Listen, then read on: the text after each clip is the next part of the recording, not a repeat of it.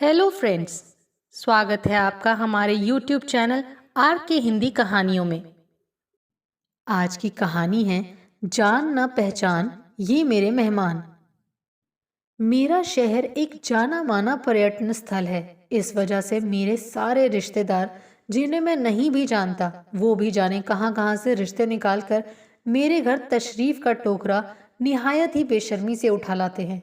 फिर बड़े मज़े से सैर सपाटा करते हैं और हम अपनी सारी यानी गर्मी, दिवाली, क्रिसमस की छुट्टियां इन रिश्तेदारों की सेवा में होम कर देते हैं। एक दिन मेरे बाप के नाना के बेटे के साले का खत आया कि वो इस बार छुट्टियां मनाने हमारे शहर आ रहे हैं और अगर हमारे रहते वो होटल में ठहरे तो हमें अच्छा नहीं लगेगा, लिहाजा वो हमारे घर में ही ठहरेंगे। मैं अपने बाल नोचते हुए सोच रहा था कि ये महाशय हैं कौन और मुझसे कब मिले। इस चक्कर में मैंने अपने कई खूबसूरत बालों का नुकसान कर डाला, पर याद नहीं आया कि मैं उनसे कभी मिला था।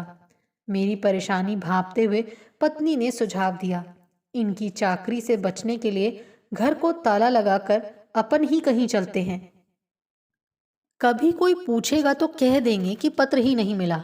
वाह वाह, क्या आइडिया है। खुशी के अतिरेक में मैंने श्रीमती को बाहों में भरकर एक चुम्मा ले लिया। फिर तुरंत फुरत ट्रेवल एजेंसी को फ़ोन करके एक बढ़िया पहाड़ी स्टेशन के टिकट बुक करवा दिए। हमारे दूसरे दिन सुबह 10 बजे की बस थी।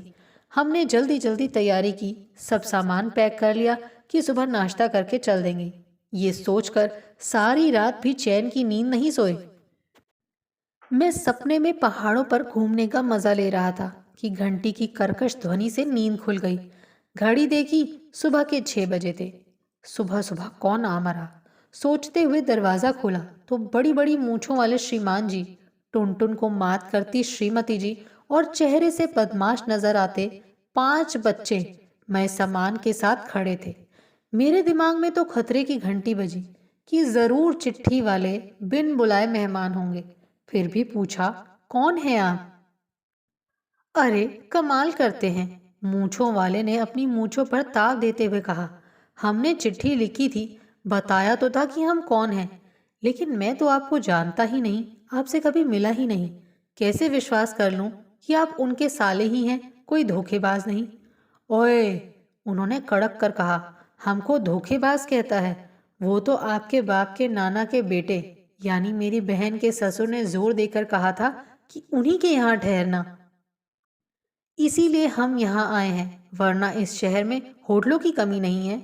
रही बात मिलने की, पहले नहीं मिले तो अब मिल लो।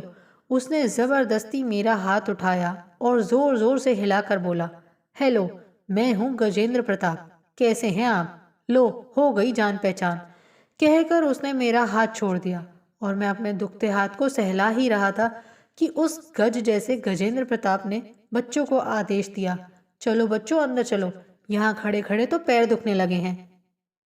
इतना सुनते ही बच्चों ने वानर सेना की तरह मुझे लगभग दरवाजे से धक्का देकर हटाते हुए अंदर प्रवेश किया और जूतों समेत सोफे व दीवान पर चढ़कर शोर मचाने लगे। मेरी पत्नी और बच्चे हैरानी से ये नज़ारा देख रहे थे।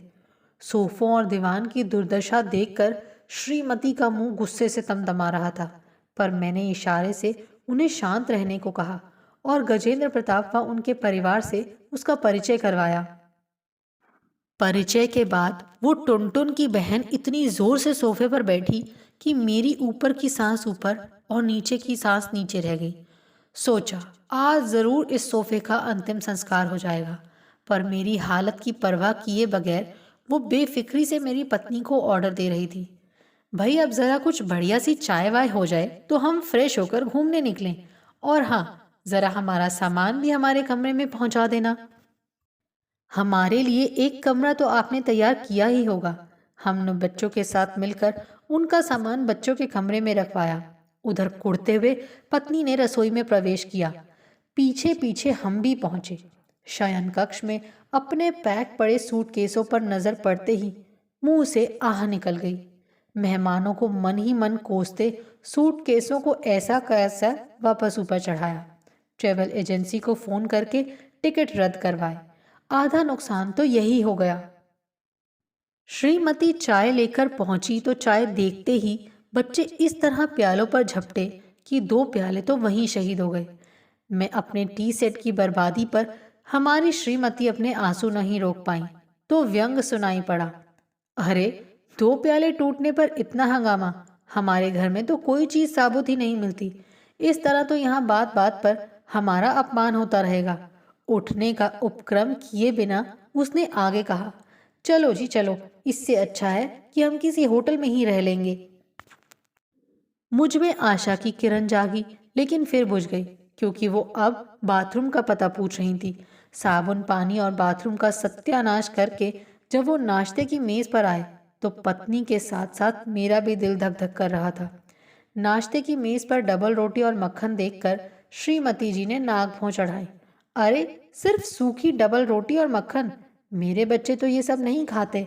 पप्पू को तो नाश्ते में उबला अंडा चाहिए, सोनू को आलू की सब्जी और पूरी, मोनू को समोसा, चिंटू को कचौड़ी और टोनी को पराठा।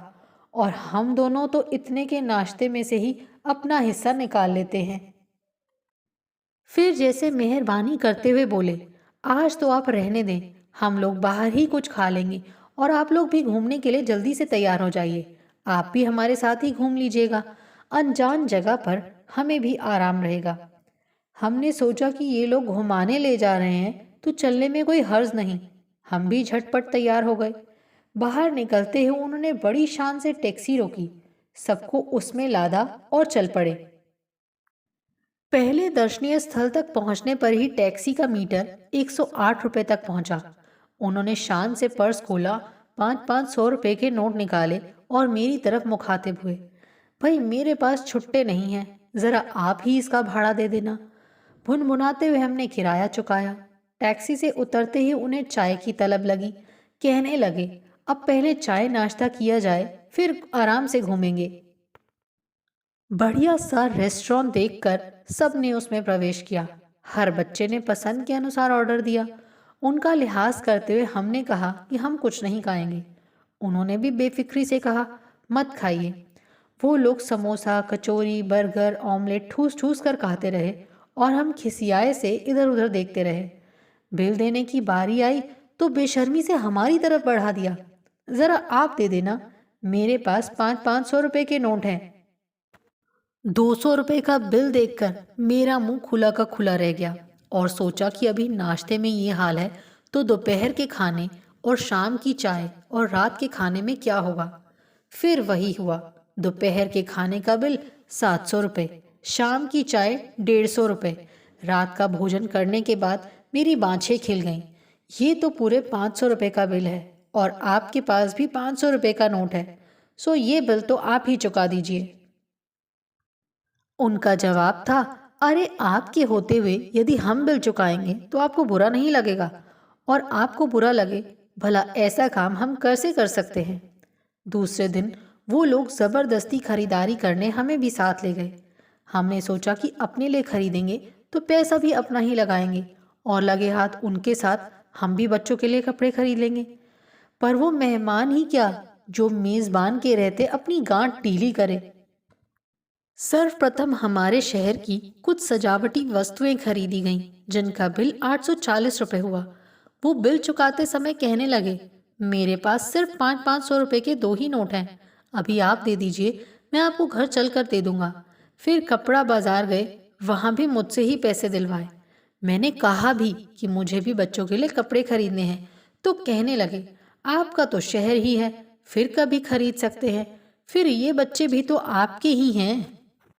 इस बार इन्हें ही सही, फिर घर चलकर तो मैं पैसे दे ही दूंगा। 3000 रुपये वहां निकल गए।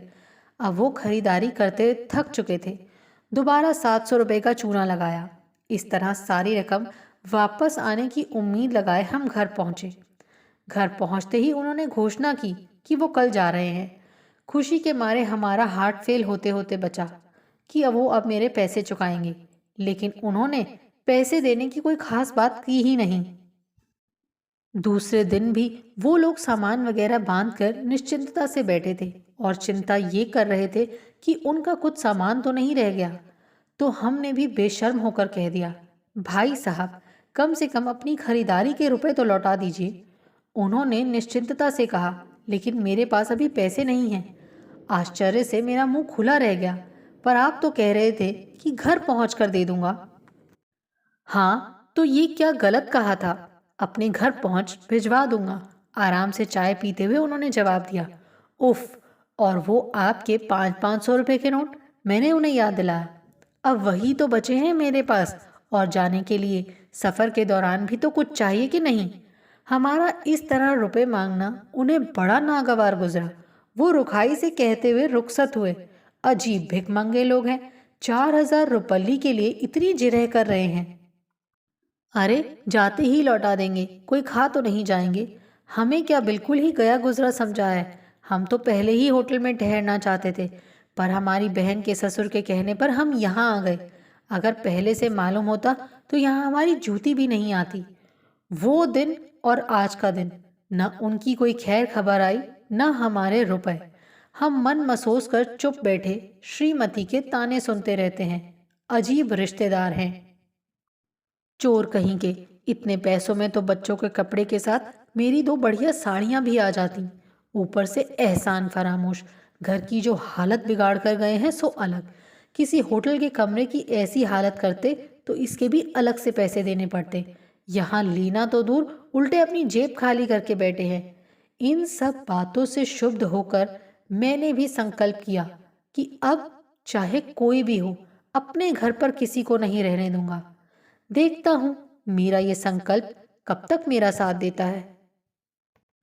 आपको हमारी ये कहानी कैसी लगी, प्लीज़ कमेंट करके ज़रूर बताइए। अगर आप इस चैनल पर नए हैं तो इसे सब्सक्राइब करें और शेयर करें। Thank you.